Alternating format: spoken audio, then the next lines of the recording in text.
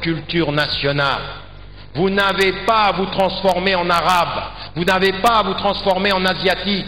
Vous êtes ivoirien de Côte d'Ivoire avec une culture africaine. Il faut que cette culture africaine, vous la gardiez, que vous en soyez fiers dans la nourriture, dans l'art, dans l'esthétique, dans la tenue vestimentaire. Tant que vous respectez les principes de l'islam, votre culture et votre dignité, et vous êtes au service de l'universalité de l'islam si vous savez garder la culture africaine. Vous ne vous devez pas l'oublier. Mais ça, c'est pas simplement par rapport aux Arabes, parce qu'il y en a certains, ils sont très contents. Ils se disent, ah, masha'Allah, ils disent ça par rapport aux Arabes. Mais c'est les premiers à aller chercher tout ce qui vient de l'Occident. Ils sont complètement fascinés par tout ce qui vient de l'Europe et de l'Occident. Non, vous avez à faire des choix, même dans ce que vous buvez. Buvez national. Buvez de votre culture ici, de ce qui se produit ici, la nourriture qui est la vôtre. Soyez fiers de ça. Vous êtes une contribution. Il y a des Occidentaux, ils font des milliers de kilomètres pour venir vous voir et manger, et vous, vous attendez venir pour boire quoi? Ce que produisent les multinationales. Je ne vais même pas citer de nom, je ne veux pas faire de publicité. Mais qu'est-ce que vous buvez? Comment vous le buvez? Qu'est-ce que vous mangez? Il faut rester digne dans votre culture. Soyez les dignes héritiers d'une culture africaine qui sait ce qu'elle veut. Elle a les principes de l'islam pour l'avenir, elle a la culture pour le présent, elle s'habille comme elle aime, elle est ce qu'elle est, et elle ne se laisse pas dicter une façon de vivre. Votre culture et votre dignité, Inch'Allah, c'est un vrai défi ceci, parce que ce que je vois chez les jeunes, c'est une fascination. Soit vers le monde arabe, parce que c'est l'islam, soit vers l'Occident, tiraillé entre deux mondes, à ne plus savoir qui on est. Il faut rester ce que vous êtes. L'islam ne vous dit pas d'oublier d'où vous venez, il vous dit de savoir où vous allez avec ses principes, tout en restant ce que vous êtes. Et donc ici, c'est un défi très important. Le 5e défi est un défi aussi très important pour vous tous. Et on n'en parle pas assez.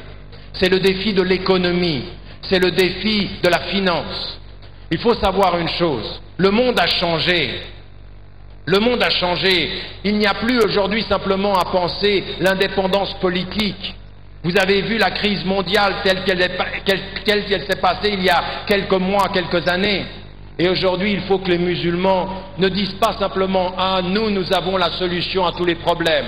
Interdisez le riba, interdisez l'usure, interdisez l'intérêt, appliquez la zakat et on va trouver une solution.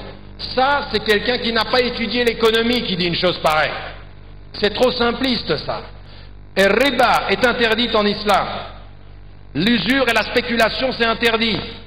La zakat est une obligation. Et l'awqaf, il faut penser. Mais attention, Allah subhanahu wa ta'ala nous a simplement donné des instruments, il nous a donné des moyens, et il nous dit maintenant utilisez votre tête, utilisez votre réflexion.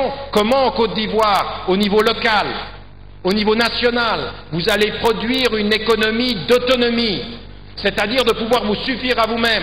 Quand vous avez du cacao, quand vous avez des matières premières, quand vous avez des coopératives de développement, ne soyez pas des paresseux. Il y en a certains d'entre vous, ils ont étudié l'économie. Il y en a certains d'entre vous, ils sont experts dans ce domaine de la finance.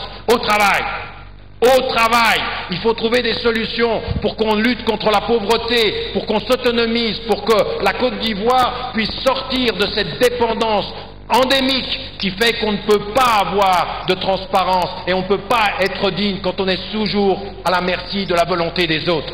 C'est un vrai défi. Et il y a aujourd'hui des femmes et des hommes qui sont dans ce domaine-là. Apportez votre contribution et vos compétences. Alors évidemment, vous n'allez pas changer l'économie mondiale, mais qu'on commence au niveau local. On commence au niveau autour de nous, dans les campagnes, dans l'agriculture, dans les produits, dans la microfinance. On a les moyens de faire des choses si on est un peu créatif. Les musulmans d'aujourd'hui manquent de créativité. Ils sont les paresseux souvent et les passifs, les spectateurs des erreurs des autres. Ils disent on a les solutions mais ils ne produisent pas ces solutions. Ils ne sont pas assez créatifs. Voilà un domaine sur lequel nous avons à travailler. Il y a un autre domaine sur lequel nous avons à travailler d'urgence, et en Côte d'Ivoire, comme dans tous les pays africains, comme dans le monde entier, c'est vraiment la dimension sociale. L'islam nous a dit, et il nous dit dans le Coran, Allah subhanahu wa ta'ala, il nous parle des pauvres, et il nous dit que ces pauvres-là qui participent de notre société, ils ont un droit sur nous. Cette dimension de ce pauvre, il a des droits sur les riches. La zakat, c'est un droit du pauvre. Et attention, la zakat, ça n'est pas une zakat pour l'assistance. C'est pour permettre aux gens d'être autonomes, de sortir de leur pauvreté. Où sont les institutions islamiques? Alors encore une fois, alhamdoulilah, j'en ai entendu parler en Côte d'Ivoire, j'en ai vu dans des pays en Afrique du Sud, j'en ai vu en Asie, j'en ai vu dans le monde entier, mais il faut encore être meilleur sur ce chantier-là. Utiliser notre compétence pour lutter contre la pauvreté. L'islam est une religion qui rend conscient chaque femme, chaque homme, que la pauvreté est un fléau qu'il faut combattre. À l'île Maurice, nous avons lancé un djihad contre la pauvreté.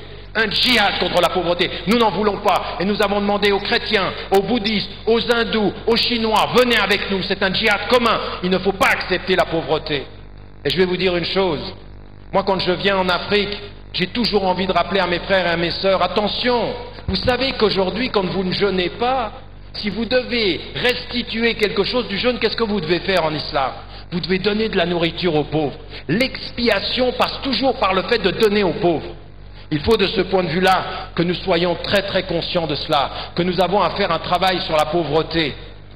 Mais j'aimerais vous dire aussi une chose. En Afrique aussi, il y a beaucoup de pauvres. Mais je vois aujourd'hui ici dans cette salle des femmes et des hommes qui sont dans une société pauvre plus riche que d'autres pauvres. Faites attention. Faites attention.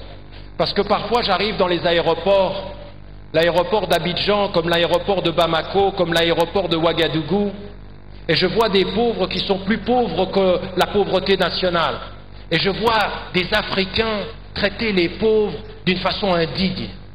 Et je vais vous dire une chose, vous n'avez pas le droit. Que chacun d'entre vous ici, qui a de l'argent dans sa poche, qui a un statut social, fasse très attention à la façon dont il traite les pauvres. Parce que les pauvres, le jour du jugement dernier, témoignera contre vous. Vous ne pourrez pas dire « je vivais en Côte d'Ivoire dans une société pauvre ». Les pauvres de votre pays, respectez-les. Montrez-leur ce que l'islam vous a enseigné dans le respect de la dignité. Vous savez que Anas, qui était le serviteur du prophète, il a dit « je l'ai servi pendant 10 ans, mais pas une fois, il m'a dit « ouf !» Pas une fois. Le prophète, il avait des serviteurs. Pas une fois, il lui dit « ouf !» Et là, on voit en Afrique parfois des gens, ils vivent dans une société pauvre et ils vont encore être très durs avec les plus pauvres qu'eux. Ça ne se fait pas. L'autre défi dans la pauvreté, dans le social, c'est tout ce qui est lié à la maladie. Vous êtes un continent dans lequel il y a des maladies graves, dont en particulier le sida. Alors faites très attention. Ne confondez jamais les causes potentielles du sida avec une recommandation islamique que tous les médecins musulmans connaissent, que le Conseil international des médecins musulmans a rappelé. Quand vous avez un malade, vous ne vous posez pas la question de savoir d'où vient la maladie, vous le guérissez, vous faites en sorte qu'il guérisse. Ça n'est pas à vous d'être les juges de ce qui a fait qu'il était malade. Vous êtes des êtres humains qui servaient à guérir, pas à juger d'où vient la maladie. Qu'est-ce que tu as fait? Où tu es allé? Ça ne te regarde pas. C'est entre moi et Dieu. Toi, tu dois m'aider à guérir. Donc le sida est un fléau qu'il faut combattre. Et attention, il y a certaines musulmanes et certains musulmans qui ont atteint du sida par des transfusions, par une cause X ou Y, et qui se voient exclus par la communauté musulmane. Parce qu'on se dit c'est un malheur qui est une maladie diabolique. Vous n'avez pas ce droit-là. Nous devons travailler dans le social. Où sont les institutions musulmanes qui travaillent contre la pauvreté, qui travaillent contre l'exclusion, qui travaillent contre les maladies et qui permettent de guérir? Alors rapidement, puisque le temps est compté maintenant, il y a un autre défi qui est le nôtre. Vous êtes des citoyens ici en Côte d'Ivoire et bientôt il y aura des élections et il faut vous occuper de la question politique. Alors attention. En tant que citoyen ivoirien de confession musulmane, ce que vous voulez pour ce pays, ça n'est pas une attitude tribale, nous les musulmans contre tous les autres, non. Nous, notre religion, elle nous dit, avec qui que ce soit, là où nous vivons, nous sommes pour le bien communautaire, nous sommes pour le bien de tous. Et donc ce que nous voulons, c'est que dans cette société-là, il y ait trois choses qui soient respectées.